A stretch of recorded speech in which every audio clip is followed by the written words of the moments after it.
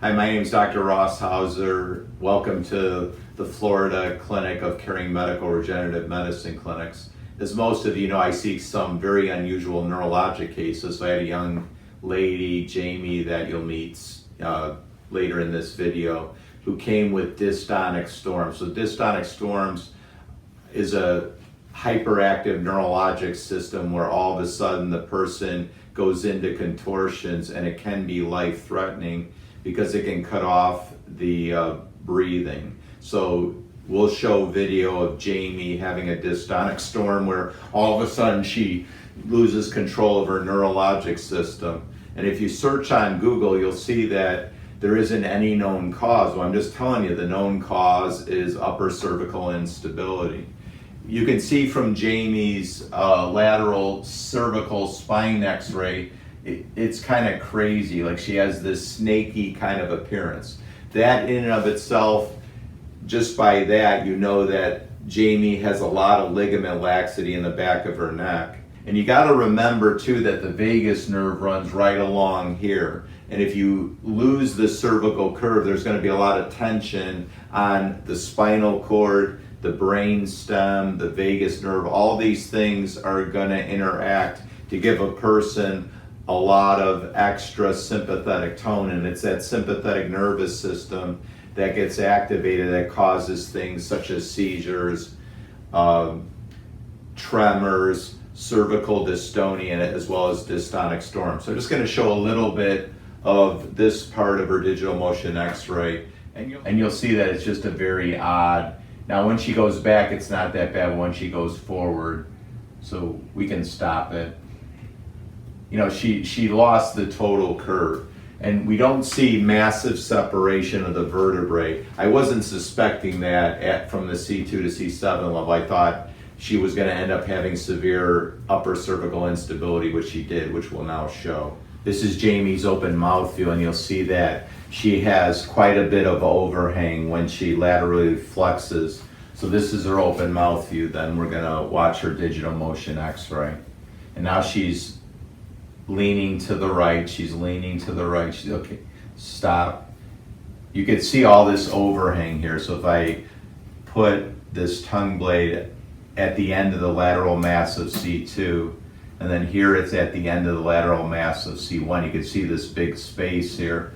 It's actually that's the amount of instability, and in her it's over 5 millimeters. She has severe extreme instability.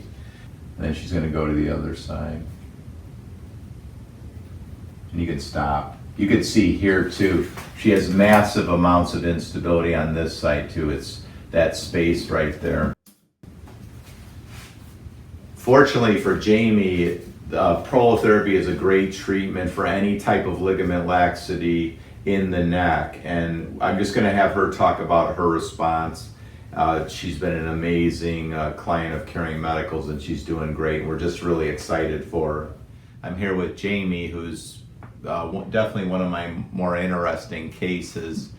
I'm going to introduce her, and then we're obviously just mainly interested in what you have to say, you know, whether prolotherapy helped you or not. A lot of people are not aware that dystonia, especially cervical or dystonia of the neck, or even whole body dystonia, or in your case, dystonic storms, can have a neck cause. You know, that actually, I believe that most people with dystonia, the cause of it is instability. So in other words, if you have dystonia of just your arm, like say you're a piano player and you have dystonia of your hand, that it's probably you have some kind of instability.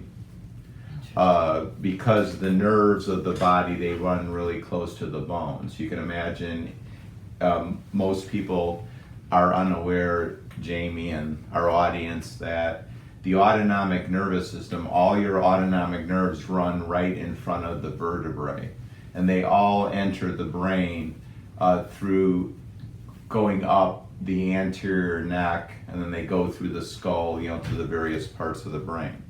So because all of us have this face down lifestyle, which stretches the ligaments in the neck, that basically the nervous system that runs in the anterior part of the neck is undergoing stretch. And what stretch does, or degeneration of the nerve cells, it causes the impulses not to go through. So specifically what's happening is the population as a whole, as we get more and more neck instability, we're a population where each of us, our nervous systems are becoming sympathetic dominant and parasympathetic deficient. And as you know, the sympathetic system, that's the part of the system that like makes your heart rate go boom, boom, boom, and makes your, you're on edge. So obviously, if the nervous system gets so much on edge, it could cause your whole body to get dystonic, which of course happened to you. And then, so I'm going to just ask you questions about your case, and then, kind of like how did you end up finding us and whether or not prolotherapy's helped you or not. So your condition started maybe 7, 8, 9 years ago. And why don't you explain the dystonia that you had? How often did you get it? Why did you decide to get prolotherapy? And whether or not prolotherapy to your neck to resolve the instability, whether it was helpful or not. Okay, so about 2011, I had gotten my like 6th or 8th round of Cipro, and was had to go back to the hospital. Was given Levaquin, IV Levaquin. Because of pneumonia or something. It was so many things. I Okay. had no idea. I mean, like so many different diagnoses, and just sent me home with antibiotics. And let's hope and see if that helps. So I go home. Right away, the stuttering started, and I started having this really guttural stuttering, and a lot of things started happening. My face started kind of falling, and about 2 weeks after I got out of the hospital, so about a week after I stopped the Levaquin, I started having what we thought were seizures, but I was awake, and it was my whole body going off in painful spasms, and it was scary. But at this point, I was too afraid to go back to the hospital, because every time I went to the hospital, I seemed to get worse. And so about 20 of those attacks a day I was having. How long did the attacks last? At that time, they were about 20 minutes. And It was a little bit hard to breathe, like you were scared to death. yeah, and that's the other thing too, is they started out, I was diagnosed with asthma, because we thought that these were asthma attacks, and the inhalers sometimes worked and usually didn't. But what it turned out was when the inhaler worked was when it actually made me cough. And so I guess it was like a reset of the vagus nerve. And so, that's basically how we were just letting the attacks happen. And then I ended up going down to see a neurologist in Naples, who diagnosed me with the generalized paroxysmal dystonia. And he basically, all the doctors, I'd seen a bunch of neurologists, they had me on anti-Parkinson's medicines, anti-seizure medicines, all kinds of medicines for asthma, even though it wasn't asthma, it was that my diaphragm and esophagus were actually spasming, and it wasn't. And so that, when I did the inhaler and started coughing, it would actually stop those spasms, so I could breathe. But it wasn't until we saw that neurologist in Naples that we figured out what was going on. We started B12 injections, which helped it a lot, where I was in almost constant motion. My whole body was moving all the time, and I was stuttering and having these vocalizations. I mean, I was a mess, and seeing all these neurologists, and nobody could do anything. They wanted to put me on Haldol. Haldol, yeah. And I mean, one thing that's known to cause dystonia. Right. Put me on it. And what made you think that it was a structural problem in your neck? Well, because the meds weren't doing anything. Oh, okay. And so when we did the first round of B12 injections, it was like, okay, this is helping. And so what we decided was that maybe my cranial nerves, the myelin sheath was, being worn down, and something was healing there right away, like immediately. So it was signaling something. And I started looking into stem cell therapy, and I needed a DMX X-ray and came to you and met you and this, Okay, so this then you history. got a digital motion X-ray to try to look for instability. Then it showed some significant instability.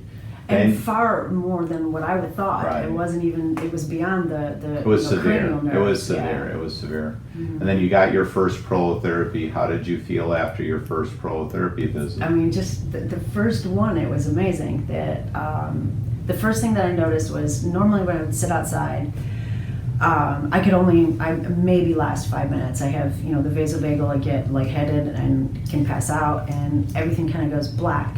Well, I wait for it, so I try to sit outside as long as I can with my son, watching him do what he does. And normally about the time where it would happen, it didn't happen, and I stayed out there longer, and I got hot. And normally I can't get hot without it happening, and so I just kept pushing it.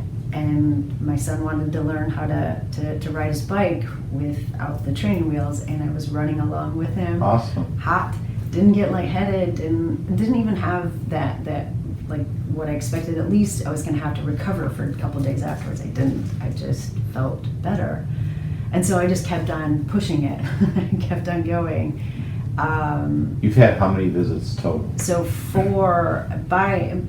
I did have an attack, a dystonic attack after that first one, and it was a pretty good attack, pretty bad attack. I mean, but then after the second session, I didn't have attacks for a while, and then the next attack I had was so gentle. It was just, it was very You had said to bad. me at one point, I think you said like you went 10 months or something, like you went a pretty long period of time. Like you said, that was the longest it had been, like in 10 years or however Well, long. but you had. also besides that, though, normally after an attack, I feel the buildup start right away. Like I feel it's going to come at some point. It starts happening. I haven't felt that since the second round of prolotherapy. I haven't felt that feeling, and so normally, like after the attacks, I feel so much better, but it starts building again right away.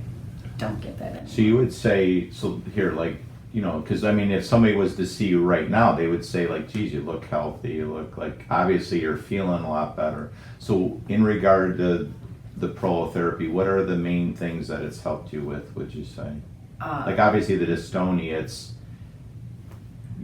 you're not in fear every day now, right? That you're gonna get a dystonic. Yeah, exactly. I mean, it really is. It doesn't feel like I'm not building up, but I feel lighter. I don't feel like I'm weighed down all the time. I don't feel so heavy. I don't feel so sensitive to the heat. I don't feel. What about your blood pressures are kind of back to normal? Yeah, every time they take my blood pressure, it's So even the normally POTS, it bottoms seems out. like the POTS either is gone or it's getting gone. Wouldn't you agree? Yeah, absolutely. Okay. So there hasn't been any blackout spells? Nope. Okay. And Not you since- look not like, since the first round. okay, not since, you haven't had any blackout spells since the first round. Yeah, And even really, it seems like you're ready to start exercising, right? I have been exercising. Oh, okay, so what have you been doing? Did I approve it or I didn't approve it? Oh, you approved it. I mean, Wow, because but you have done exercises I haven't approved. Oh, I know, the swimming. Okay, But okay. I did, one thing that I did was on the recumbent bike, I was only doing recumbent bike, I would last like 2 or 3 minutes. I made it about 10 minutes. So then I decided, without talking to you first, I decided to Let me do think you should talk to your doctor. I will. From Okay, now on. okay. But I did the treadmill, 10 minutes on an incline, 10 minutes. That's For me, amazing. That's good. so incredible. So, And then, your goal is to get back to surfing, right? absolutely. Okay, so that'll be our goal. Yeah. Take my son surfing. That's what I'm gonna do. Awesome. Yeah.